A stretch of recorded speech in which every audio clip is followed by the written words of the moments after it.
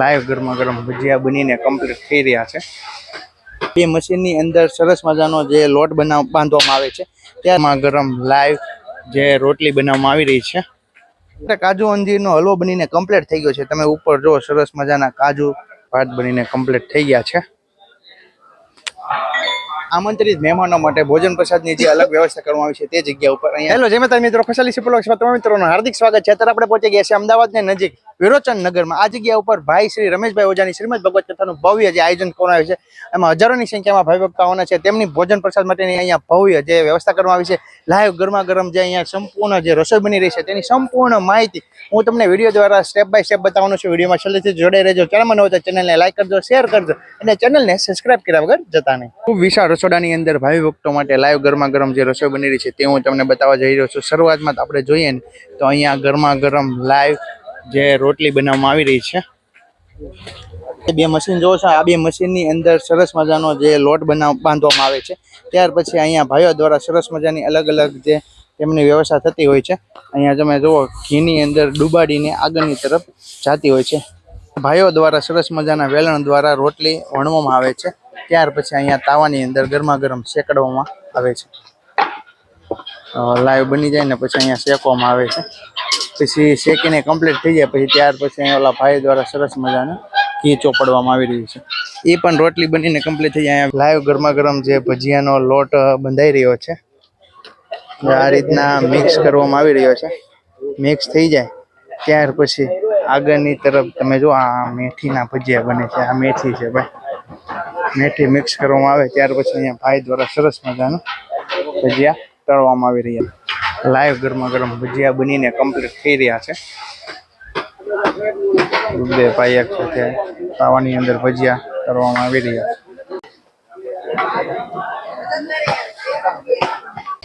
તળાઈને complete થઈ જાય ત્યાર પછી એમને અહીંયા સાઈડમાં બીજા તાવાની અંદર તળવામાં આવી રહ્યા છે। શરૂઆતમાં મિત્રો આપણે જોઈ રહ્યા છીએ અહીંયા હજારોની સંખ્યામાં ભાઈ ભક્તો છે તેમની માટે લાઈવ ગરમા ગરમ જે શાક બનવાનું છે તેમનું સંપૂર્ણ શાક બકાલાનો સ્ટોક આ જગ્યા ઉપર રાખવામાં આવેલો છે। દૂધી છે, કોબી છે, ગાજર છે, રીંગણા છે સરસ મજાના ઝીણા ઝીણા, કાકડી છે, પછી લીંબુ છે, આદુ છે। હવે હું તમને બતાવવા જઈ રહ્યો છું 4 થી 5 સ્ટોકની અંદર લાઈવ ગરમા ગરમ ભાવિ ભક્તો માટે 2 જાતના શાક બનીને કમ્પ્લીટ થઈ રહ્યા છે। અહીંયા ભાવિ ભક્તો માટે કાજુ અંજીરનો હલવો બનીને કમ્પ્લીટ થઈ ગયો છે। તમે ઉપર જો સરસ મજાના કાજુ ઉભરાવેલા છે અને સરસ મજાનો માવો મિક્સ કરીને જે આ હલવો બનાવવામાં આવી રહ્યો છે। પ્રસાદમાં 2 શાક પીરસવામાં આવે છે। એક તો કઠોળનું છે, અહીંયા તમે જો ફૂલ વિશાળ ટોપની અંદર જે કઠોળનું શાક બનીને કમ્પ્લીટ થઈ ગયું છે। હજારોની સંખ્યામાં ભાવિ ભક્તો આ પ્રસાદ લઈ શકશે।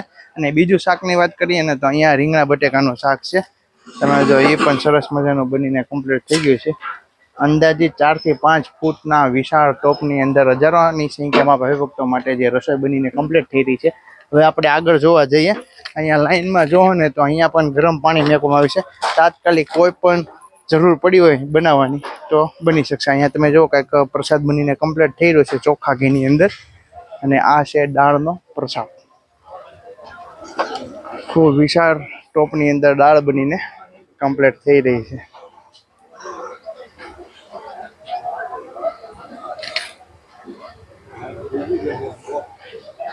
અહીંયા આગળ 3 થી 4 ચૂલાની અંદર તમે જોવો છો સરસ મજાની મિષ્ટાન બનીને કમ્પ્લીટ થઈ રહી છે।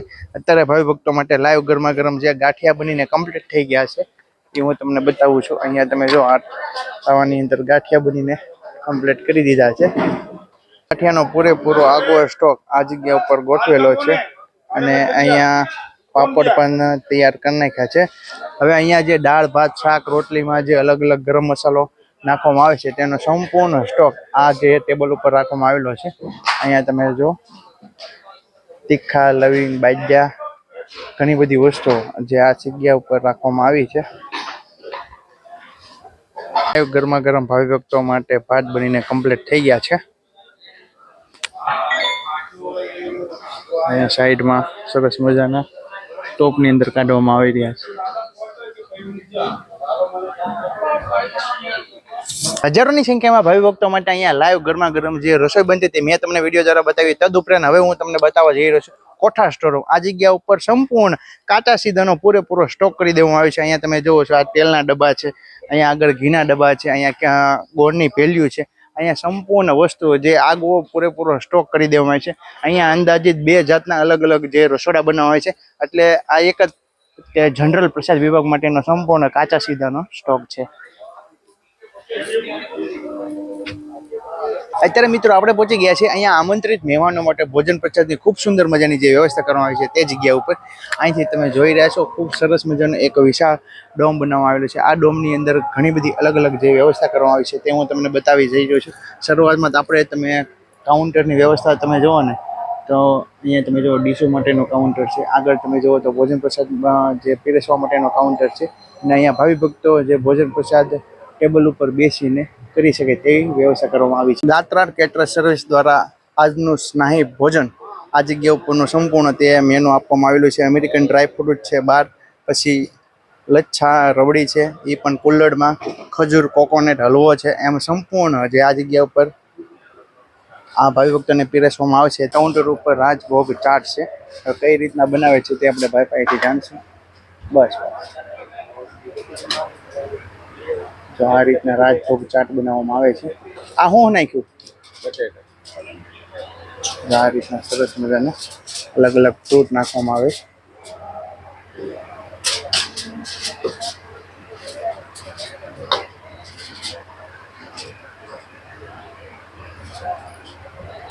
રાજભોગ ચાટ બનીને કમ્પ્લીટ થઈ ગયો છે. સંપૂર્ણ મેનેજમેન્ટ છે ને જે ગાત્રાળ કેટરર્સ વાળા કરી રહ્યા છે. અહીંયાથી ડીશ લેવાની હોય છે. ત્યાર પછી અહીંયા છે અઠ્ઠાણું ટમેટાનું, પછી અહીંયા બીજું સલાડ છે ડુંગળીનું છે, ત્યાં રશિયન સલાડ છે. પછી આપણે આગળ જોવા જઈએ તો કાજુ અંજીર રોલ છે, પછી ગાજરનો હલવો, રસમલાઈ, પછી અહીંયા સંપૂર્ણ અલગ અલગ વાનગીઓ આ જગ્યા ઉપર ભાવિ ભક્તોને જે પીરસવામાં આવી રહી છે.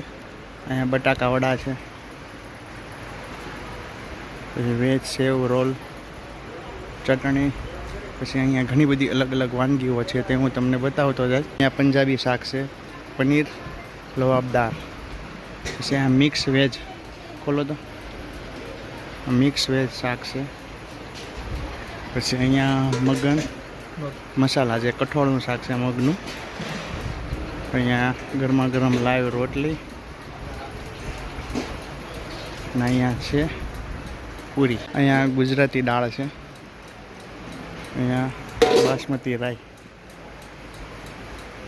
પાપડ, પછી અહીંયા ઠંડી ઠંડી સોડા, પાણી ને છાશ, ફ્રૂટનું જ્યુસ છે. જનરલ ભોજન પ્રસાદ વિભાગની અંદર આપણે પહોંચી ગયા છીએ. આ જગ્યા ઉપર તમે જો ખૂબ સુંદર મજાની જે વ્યવસ્થા કરવામાં આવી છે. ઘણા બધા કાઉન્ટરો ગોઠવવામાં આવેલા છે.